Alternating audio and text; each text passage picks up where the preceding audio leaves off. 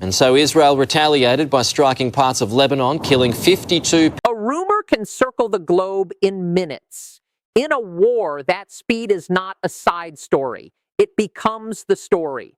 Over the last few days, one claim has been shared again and again that Israel's Prime Minister Benjamin Netanyahu was killed in an Iranian strike. Today, we will not amplify it. We will test it, and we will do it with a method you can reuse for any conflict, any country, any leader. Because in fast-moving crises, the first thing that breaks is not just buildings. It is verification. In a minute, you'll learn a simple proof ladder that helps you filter leader status rumors fast, without guessing. During conflict, leaders often reduce live appearances. Security gets tighter. Movement becomes harder. Public messaging shifts to recorded statements instead of open press events. That creates a visibility gap. And visibility gaps attract rumors like a magnet. So we need a standard that is tougher than it's trending, tougher than a screenshot, tougher than a flight path on an app. We need a ladder. Each rung is stronger than the one below it. At the bottom, anonymous posts, no attribution, no documents, no accountability. Next, official-facing communication that can be checked, a transcript, a recorded statement published by a reputable outlet. Next, Tier 1 reporting that narrows facts with sourcing and standards. And near the top, proof of life reporting. Clear coverage that the person is alive and present. Now we apply the latter to two connected claims. 1, Netanyahu was killed. 2, Netanyahu left Israel for Germany. Let's go rung by rung with what we can actually show. Receipt moment.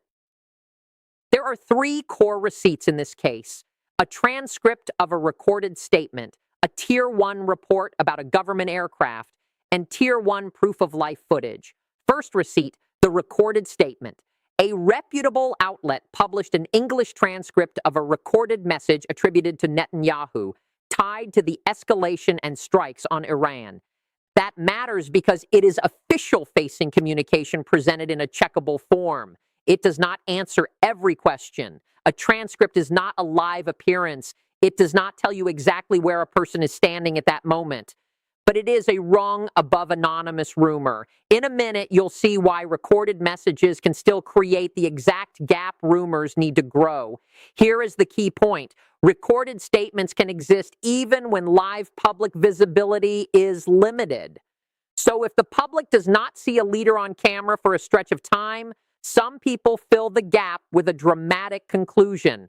That is how missing turns into dead online, and it can happen quickly. Now the second claim, Germany. This one spreads easily because it feels like data. People see flight tracking talk, a route, an airport, and they think it proves identity. But a route is not a passenger list. Here is what Tier 1 reporting says. Reuters reported that Israel moved its official government aircraft to Berlin and parked it there for safety. And Reuters cited German government sources saying only the crew was on board. That single detail changes everything because it shows how a real asset movement can be turned into a false leadership story.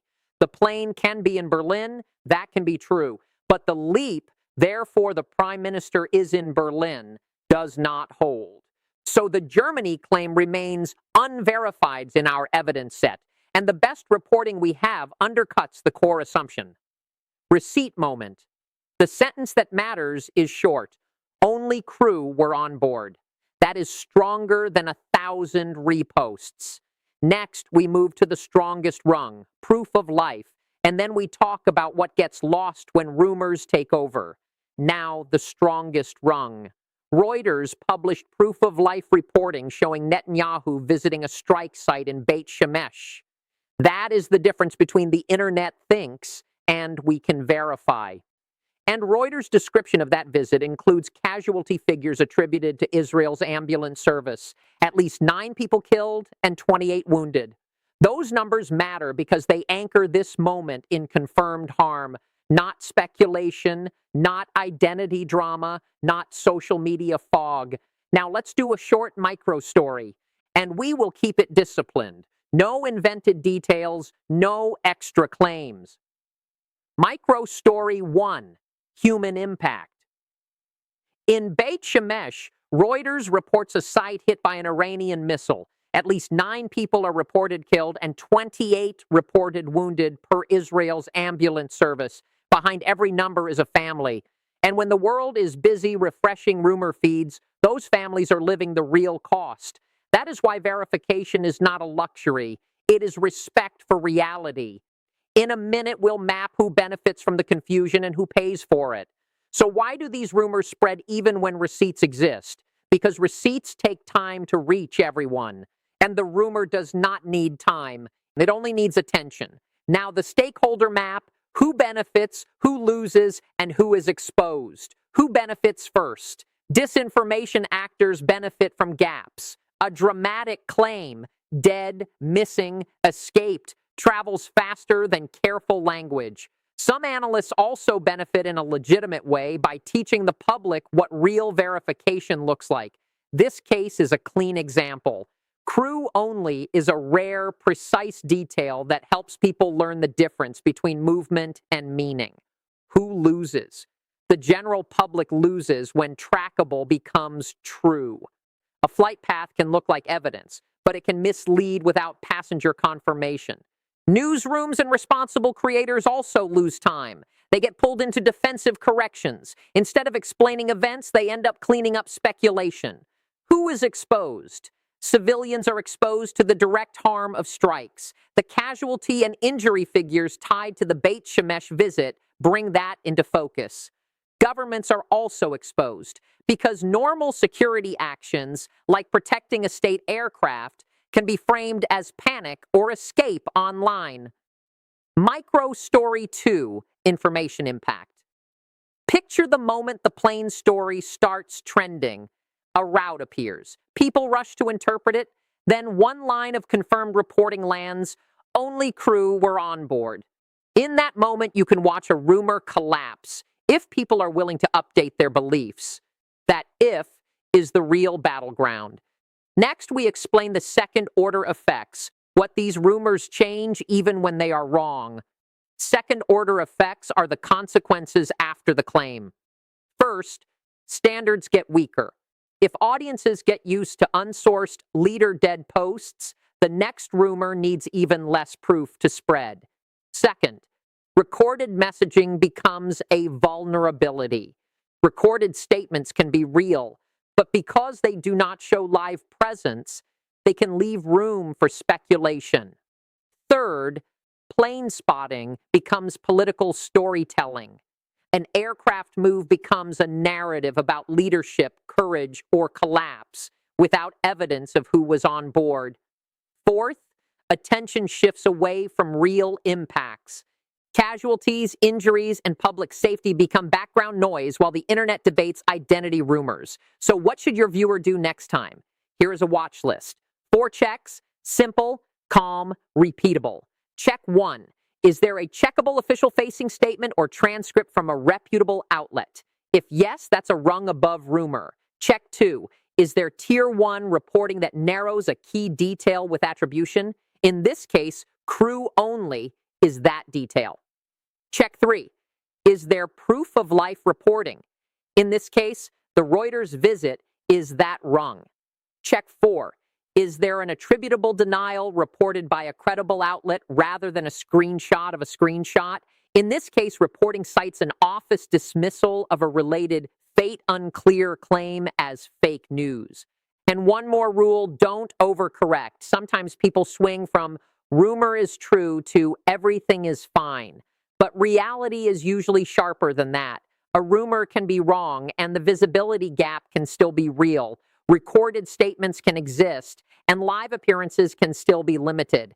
Aircraft movements can be real and still tell you nothing about who is inside. So here is the clean conclusion, stated carefully. The claim that Netanyahu was killed is or unverified in our evidence set, and later proof of life reporting contradicts it. The claim that he was in Germany is unverified. and the strongest reporting available says only crew were on board the aircraft parked in Berlin, and confirmed reporting also points to real casualties and injuries connected to the strike site visit. Now, a final question for you. When the next leader status rumor hits your feed, what will you treat as enough proof before you share it? A screenshot, a flight route, a transcript, or Tier 1 proof of life coverage? And if you could choose only one, which receipt do you trust most and why? Hour 2, teleprompter version. Preview. First 5 minutes. Polished. No sources. Short lines. Breathing marks. Calm cadence. A rumor can circle the globe in minutes. In a war, that speed matters. Over the last few days, one claim has been shared again and again that Israel's Prime Minister, Benjamin Netanyahu, was killed in an Iranian strike. That claim is unverified. Today, we will not amplify it. We will test it with a method you can reuse. Because in fast-moving crises, the first thing that breaks is verification.